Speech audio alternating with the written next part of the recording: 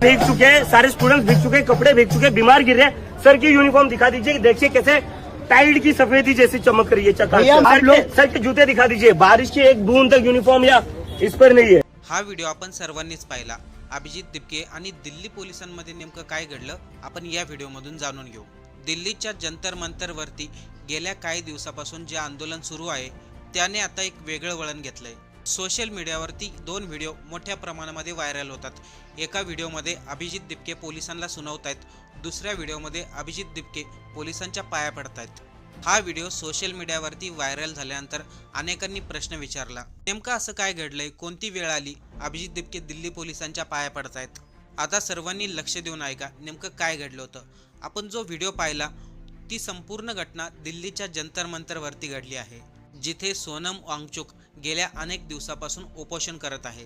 त्यांच्या आंदोलनामध्ये कॉक्रोच जनता पार्टीच्या आंदोलनामध्ये अनेक विद्यार्थी सहभागी झालेत, तरी देखील सरकार मात्र या आंदोलनाकडे कोणतंही लक्ष देत नाही।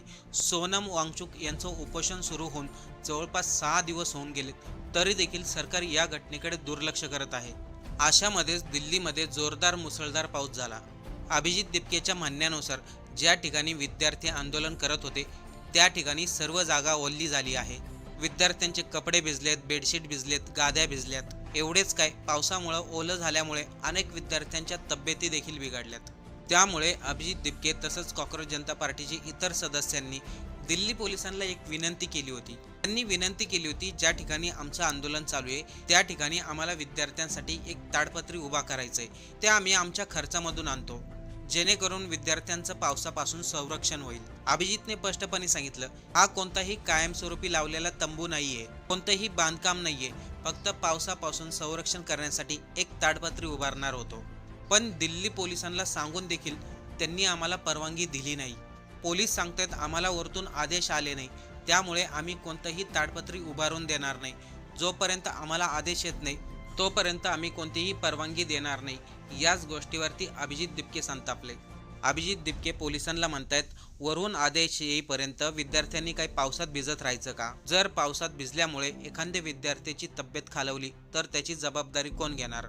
याच दरम्यान अभिजित दिपकेने पोलिसांकडे बोट दाखवत एक व्हिडिओ रेकॉर्ड केला। त्या व्हिडिओमध्ये अभिजित दिपके सांगतात, इथे सर्व विद्यार्थी भिजलेले आहेत, विद्यार्थ्यांना कोरड्यामध्ये बसण्याची जागा सुद्धा नाही, सर्व कपडे ओले झालेत, काही विद्यार्थी आजारी देखील पडलेत। पण इथल्या अधिकाऱ्यांचे गणवेश पहा, पावसाचा साधा एक थेंबही त्यांच्या अंगावरती पडलेला नाही। त्यानंतर पोलिसांच्या बुटाकडे बोट दाखवत म्हणाले, यांचे बूट पहा, बुटाला अजिबात चिखल सुद्धा लागला नाही, पण इथे बरेच विद्यार्थी चिखलामध्ये बसलेत। आणि हे पोलीस अधिकारी सांगतायत आम्हाला वरून आदेश येणार आहे, तोपर्यंत आम्ही ताडपत्री उभारून देणार नाही। पुढे अभिजित दिपकेंनी असं देखील म्हटलं, इथे महिला आणि पुरुष पोलीस कर्मचारी आहे, त्यांच्याबरोबर आमचा कोणताही वाद नाही। आम्हाला माहिती आहे ते पोलीस कर्मचारी त्यांच्या आदेशाचं पालन करतायत, पण वरच्या अधिकारी कोणाच्या दबावाखाली काम करतायत?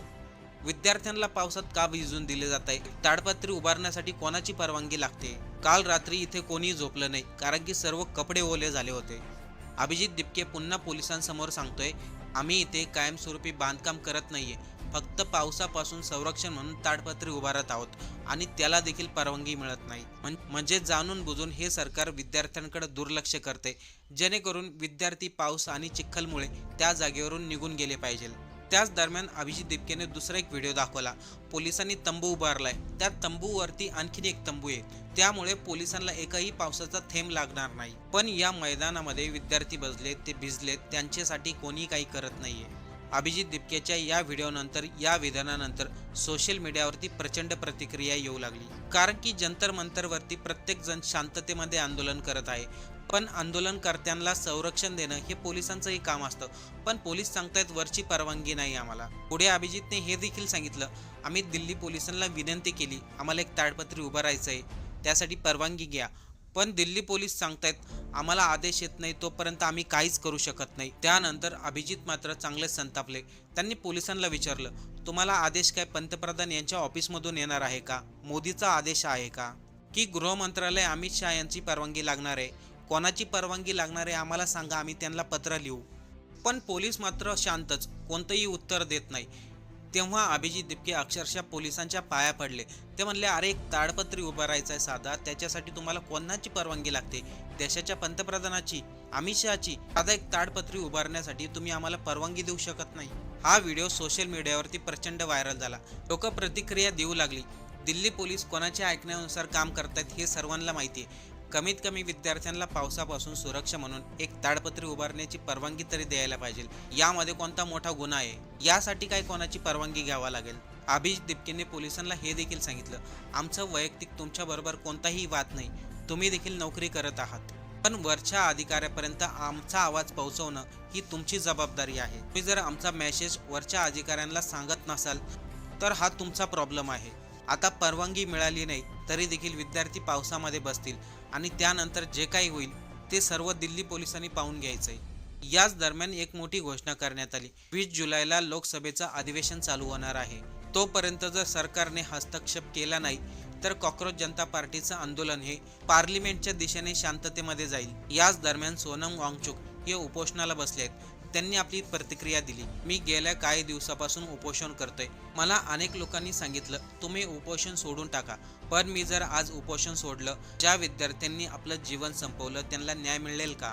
पुढच्या वर्षी देखील अशाच घटना घडल्या तर या घटना थांबायला हव्या, त्यासाठी मी उपोषणाला बसलो आहे. आता पुढे काय होणार? 20 जुलैला लोकसभेचं अधिवेशन चालू होईल, तेव्हा कॉक्रोच पार्टीचं आंदोलन पार्लिमेंटच्या दिशेने निघेल का? प्रशासन कॉक्रोच जनता पार्टीच्या आंदोलनाकडे गांभीर्याने पाहत आहे का? त्यांच्याकडे लक्ष देईल का? या सर्व प्रश्नावरती आपल्याला काय वाटतंय? आपलं मत कमेंट करून नक्की सांगा.